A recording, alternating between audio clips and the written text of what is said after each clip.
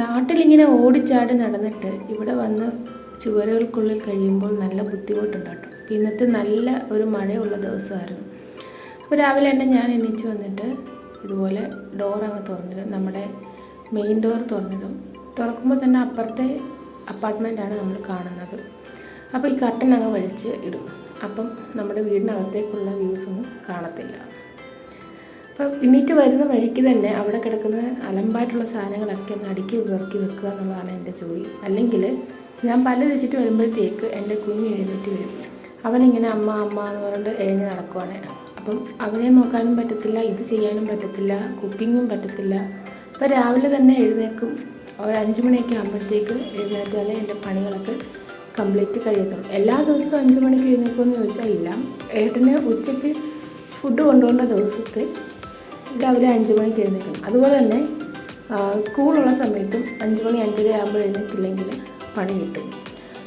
ദിയക്കുട്ടനാണെങ്കിൽ 7:30 ആകുമ്പോഴത്തേക്ക് ബസ് വരും.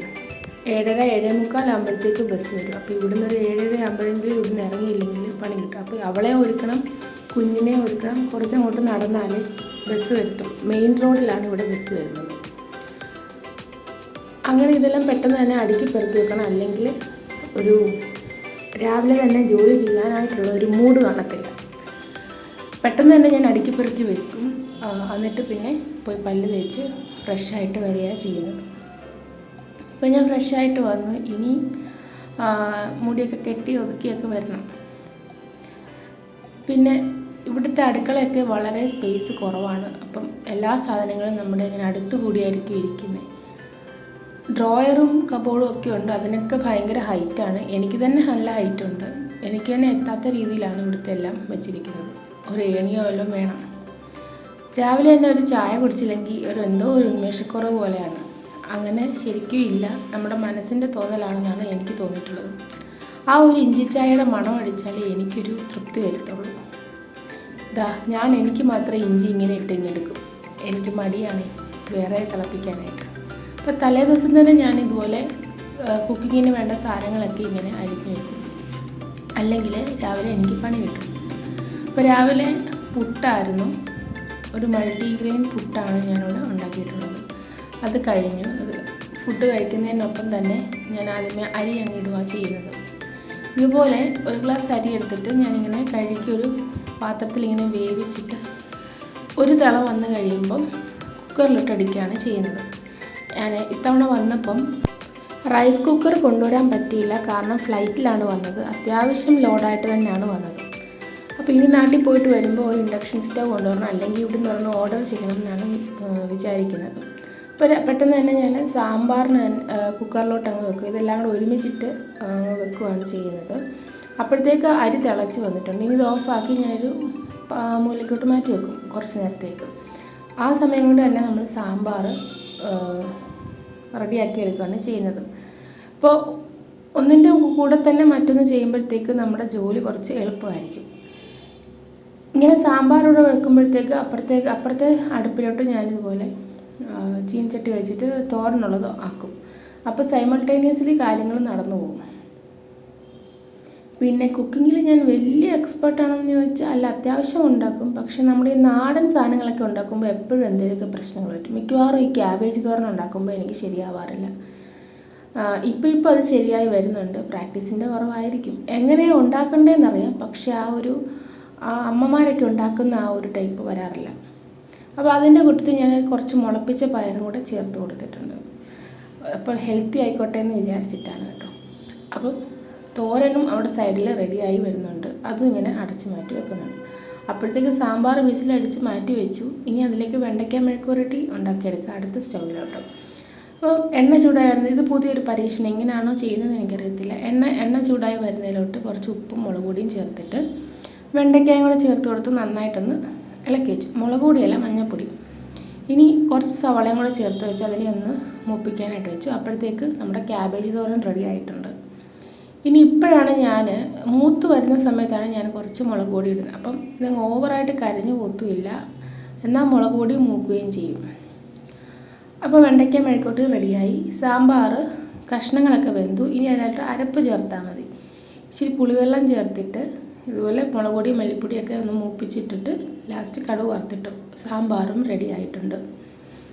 ഇങ്ങനെ നമ്മൾ ഒരു പ്ലാൻഡ് ആയിട്ട് നമ്മുടെ കാര്യങ്ങൾ ചെയ്തു കഴിഞ്ഞാൽ പകുതി ജോലി നമ്മുടെ കുറഞ്ഞു കിട്ടും. പക്ഷേ ഈ കൊച്ചു കുഞ്ഞുങ്ങളുള്ളപ്പം ഇതൊന്നും നടക്കത്തില്ല. അവരുടെ രീതിക്കനുസരിച്ച് പോയാലേ പറ്റത്തുള്ളൂ.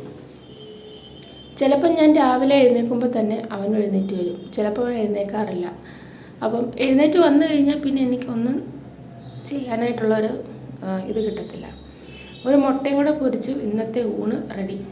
അപ്പം നല്ല കുത്തരിച്ചോറ്, നല്ല വെണ്ടയ്ക്ക മെഴുക്കുവരട്ടി, തോരൻ, അച്ചാർ, ഇതൊക്കെയായിരുന്നു ഇന്നത്തെ. സാമ്പാറൊക്കെയായിരുന്നു ഇന്നത്തെ ഇത്.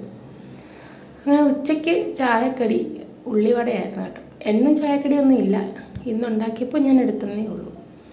അപ്പോഴത്തേക്കും ഞാനിങ്ങനെ വീഡിയോ ഒക്കെ സെറ്റ് ചെയ്ത് നോക്കിക്കൊണ്ടിരുന്നപ്പം മോള് പറഞ്ഞു ഞാൻ സെറ്റ് ചെയ്തിട്ട് പറയാം. പക്ഷെ അപ്പോഴത്തേക്കുള്ള വീഡിയോ ക്യാപ്ചർ ചെയ്ത് ഞാൻ അറിയാതെ ക്യാപ്ചർ ചെയ്ത വീഡിയോ ആണിത്.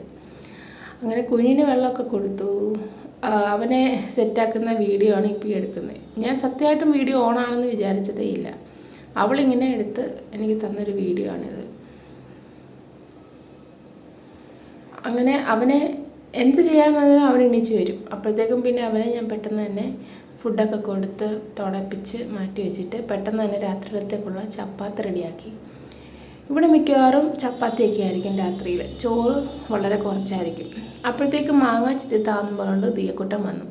അവൾക്ക് ഈ സ്ലൈസിൻ്റെയൊക്കെ പരസ്യത്തിൽ കാണുന്നതിൻ്റെ കൂട്ടി ഇങ്ങനെ കട്ട് ചെയ്ത് വേണം എന്ന് പറഞ്ഞ് ഭയങ്കര കരച്ചിലായിരുന്നു മിനിഞ്ഞാന്ന് ഞാൻ കട്ട് ചെയ്തപ്പോൾ അല്ലാതെ തന്നെ കൂളി കൊടുത്തു. അപ്പോൾ ഇങ്ങനെ വേണമെന്ന് പറഞ്ഞിട്ട് കരഞ്ഞു. അപ്പം ഞാൻ പിന്നെ ഇന്ന് അങ്ങനെ എടുത്തു കൊടുക്കാമെന്ന് വിചാരിച്ചിട്ട് കൊടുത്തു. അപ്പോഴത്തേക്കുള്ള ഭയങ്കര ഹാപ്പിയായി കേട്ടോ.